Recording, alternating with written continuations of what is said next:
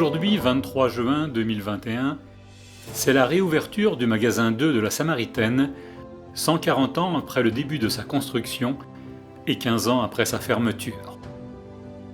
Et cette réouverture se fait en fanfare.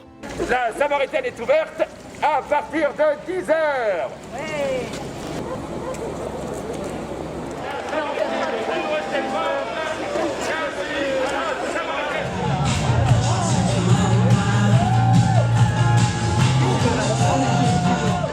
Mais la Samaritaine, c'est toute une histoire.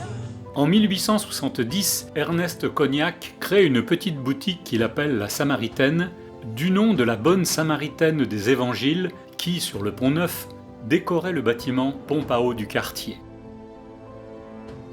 En 1872, il épouse Marie-Louise Jay, qui est alors première vendeuse au rayon confection du magasin Le Bon Marché. En 1883, les Cognac-Jay chargent l'architecte Franz Jourdain de construire leur premier bâtiment dans le style Art Nouveau, avec une façade publicitaire où il serait écrit à l'extérieur ce qui est vendu à l'intérieur.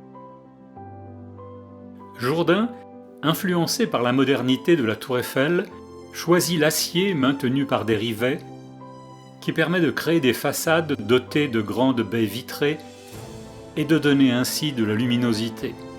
Il n'y avait pas l'électricité. Toujours pour donner de l'éclairage, une verrière fut créée et même les sols étaient en verre.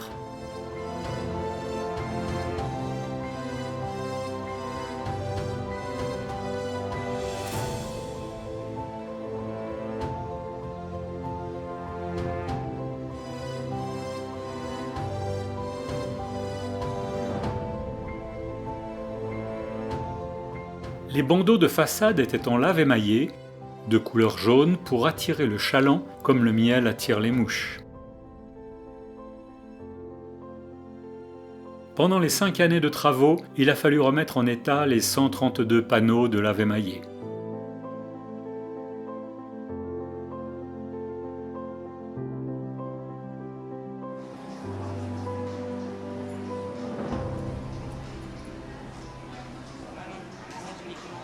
C'est pendant cette restauration qu'on a découvert, dissimulés sous les paliers, les panneaux de feuilles d'acanthe en céramique qui avaient été blanchis pendant la période Art déco.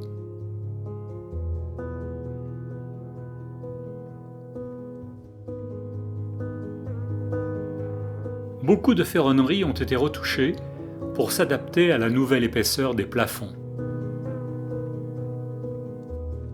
Les feuilles de marronnier ont été remises en état en utilisant 16 000 feuilles d'or fin traitées pour avoir un aspect mat. L'originalité de ce complexe commercial des Cognac-Jay, c'était des prix fixes et affichés, ainsi que la possibilité d'essayer les vêtements et même de les échanger, et ceci dès 1870.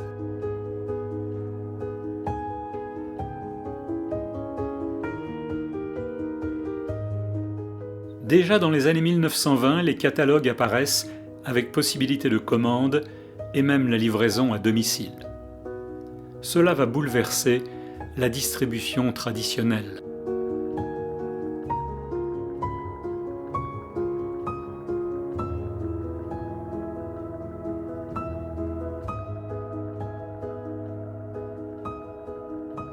La grande fresque de Jourdain annonce l'Art déco.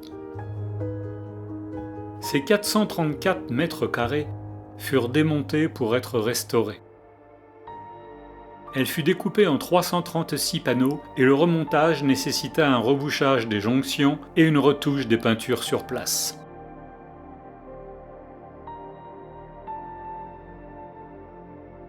La grande verrière fut elle aussi démontée et remplacée par 1150 mètres carrés de verre électrochrome.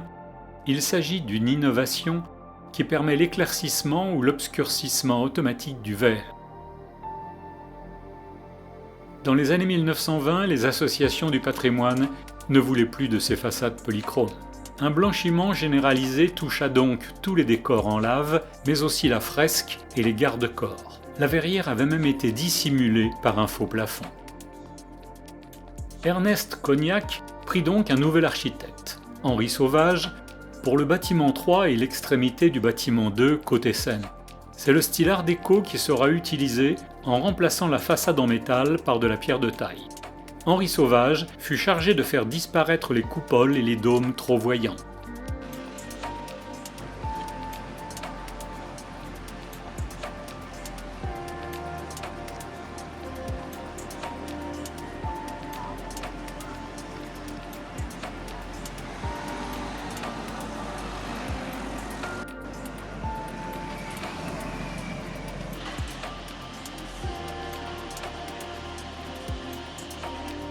Dès 1882, les Cognac Jay ont été précurseurs en matière de publicité.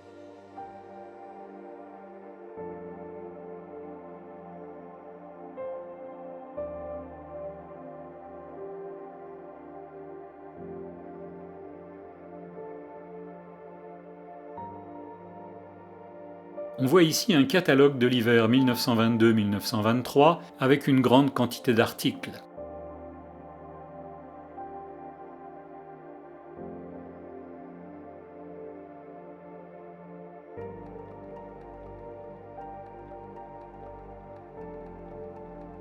Il y eut aussi des documentaires.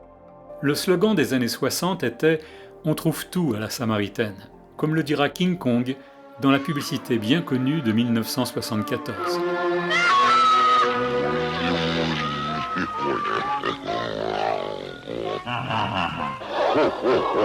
Mais oui, on trouve tout à la Samaritaine. Les anciens grands magasins ont été fermés en 2005 pour des raisons de sécurité. 5 ans de travaux gigantesques viennent d'être réalisés sous la conduite du propriétaire des lieux, la société LVMH.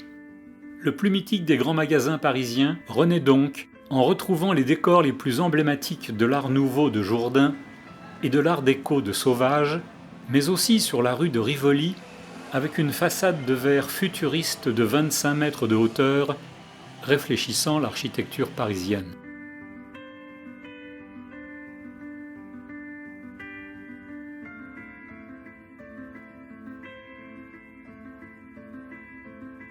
Tout un nouveau quartier émergera bientôt avec, en plus des magasins de 20 000 mètres carrés, un hôtel 5 étoiles, le Cheval Blanc, des bureaux, des logements et même une crèche, pour un coût total de 750 millions d'euros.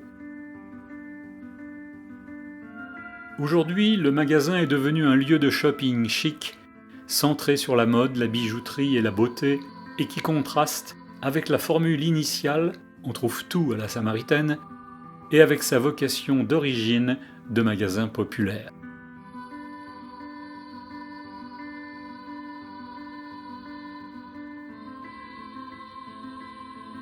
Cet ensemble est à présent le temple des photographes et des adeptes du selfie qui déambulent dans ces lieux sans jamais s'arrêter.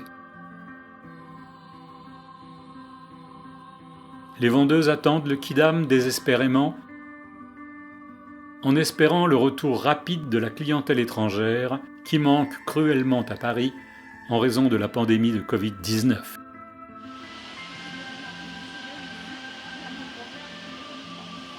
Souhaitons un bel avenir à ce magasin-musée.